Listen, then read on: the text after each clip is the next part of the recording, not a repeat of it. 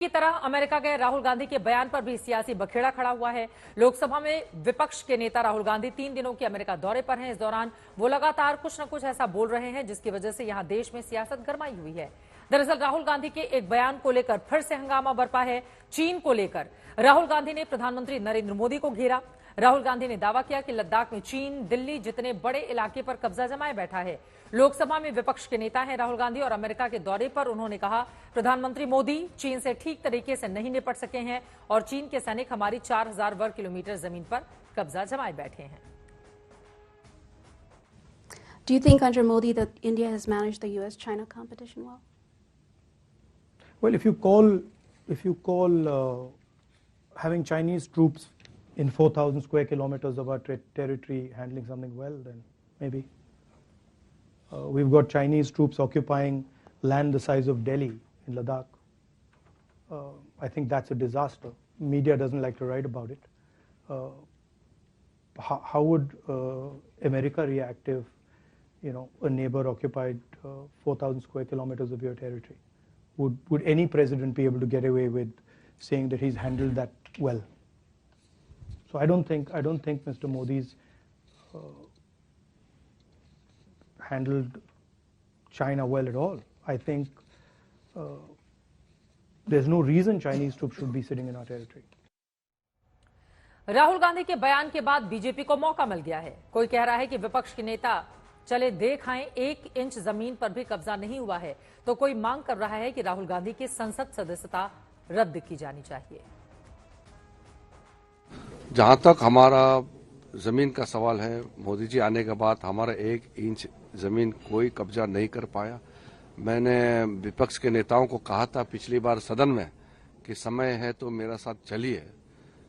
और 1962 से पहले अगर बॉर्डर में डिमार्केशन नहीं था, वहां कुछ गड़बड़ हुआ, इसका मतलब ये नहीं कि आज आकर के हमारे जमीन को कब्जा कर लेंगे, ये संभावना नहीं है। विदेशों में जाकर के भारत का अंदर का बात और भारत को ही अटैक करना, ये तो शोभा नहीं देता है। राहुल गांधी देश को गाली भी देते हैं, प्रधानमंत्री को भी गाली देते, देश के लोकतंत्र को भी गाली देते।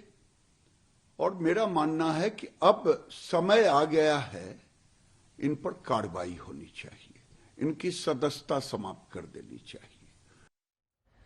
अमेरिकी दौरे पर राहुल गांधी ने अमेरिकी सांसदों के एक दल से मुलाकात की, लेकिन इस मुलाकात में भारत विरोधी रुख रखने वाली सांसद इल्हान उमर की मौजूदगी को लेकर बवाल मच गया। बीजेपी के तमाम नेता और मंत्री ये सवाल पूछ रहे हैं कि राहुल गांधी देश विरोधी अमेरिकी सांसद के साथ क्यों खड़े हैं। इल्हान उमर उन अमेरिकी सांसदों के प्रतिनिधिमंडल का हिस्सा थी जो वॉशिंगटन डीसी के रेबर्न हाउस में राहुल से मिला।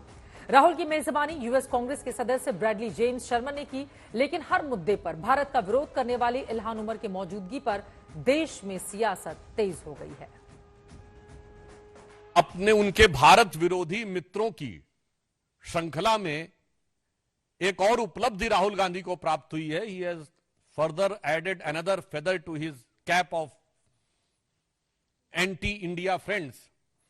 जब पन्नू ने उनकी तारीफ की है, यानी पाकिस्तान से लेकर पन्नू तक के और इल्हान उमर तक उनकी तारीफों में जो पुल गढ़े जा रहे हैं। थोड़े दिन के लिए हम प्रधानमंत्री से निवेदन करेंगे कि पेगासस दे दो हमें, हम जरा देखें पन्नू को कहता कौन है यहां से। हमें मालूम है कौन कहता होगा, हमें इशारा है, हमारे को भी डर है कि ये किसके हाथों में खेल रहे हैं, हमें समझ में आता है। लेकिन ये जब बीजेपी को सूट करता है तभी अचानक पन्नू जी प्रकट हो जाते हैं। तो एक बार पेगासस हमें दिलवा दीजिए, हम भी बताते हैं फिर। और इस वक्त एक बड़ी खबर आ रही है, सीधे उसका हम रुख करेंगे। आपको बता दें, राहुल गांधी ने जो बयान अमेरिका में दिया है उसको लेकर देश की सियासत गरमाई हुई है। एक के बाद एक कई बीजेपी नेताओं के बयान सामने आ रहे हैं। इसी कड़ी में अब उत्तर प्रदेश के मुख्यमंत्री योगी आदित्यनाथ का भी बड़ा बयान सामने आया है। उन्होंने कहा है राहुल गांधी को देश से माफी मांगनी चाहिए, इनकी विभाजनकारी मंशा कभी सफल नहीं होगी। राहुल गांधी देश से माफी मांगे, राहुल का लक्ष्य राष्ट्र विरोधी है। योगी आदित्यनाथ की ओर से यह हमला किया गया है, उनकी विभाजनकारी मंशा पूरी नहीं होगी।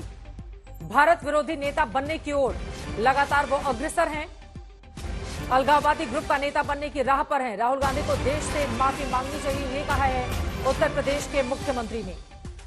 ये देखिए, लंबा चौड़ा उनकी ओर से यहां पर एक्स पर पोस्ट किया गया है। जरा अगर हम फुल फ्रेम में दिखा दें, कांग्रेस के युवराज राहुल गांधी भारत विरोधी अलगाववादी समूह के नेता बनने की ओर अग्रसर हैं। इनका एकमात्र लक्ष्य भारत की एकता, अखंडता और सामाजिक समरसता को छिन्न भिन्न करके देश को गृह युद्ध की ओर धकेलना है। राष्ट्र विरोधी नेशनल कॉन्फ्रेंस के साथ गठबंधन करने वाली और पिछड़ों के आरक्षण में सेंधमारी कर उसका बड़ा हिस्सा मुसलमानों को सौंपने वाली कांग्रेस के युवराज अब देश से आरक्षण को समाप्त करने का कुचक्र रच रहे हैं। और इसके आगे भी जो बातें कही गई हैं, ये हम आपको टीवी स्क्रीन पर दिखा रहे हैं। और एक और बड़ी खबर आ रही है, सरकार ने खालिस्तान समर्थित ग्रुप सिख फॉर जस्टिस पर 5 साल का बैन और बढ़ा दिया है। देश विरोधी गतिविधि में शामिल रहने को लेकर यह बड़ा फैसला लिया गया है। यह संगठन आतंकी पन्नू चलाता है। इस संगठन पर सबसे पहले प्रतिबंध साल 2019 में लगाया गया था, अब इसको और बढ़ा दिया गया है। सिख फॉर जस्टिस संगठन पर बैन बढ़ाया गया है। अगले 5 सालों के लिए ये प्रतिबंध और बढ़ा दिया गया है। खालिस्तानी समर्थित ग्रुप है सिख फॉर जस्टिस, जिस पर 5 साल का बैन और बढ़ा दिया गया है।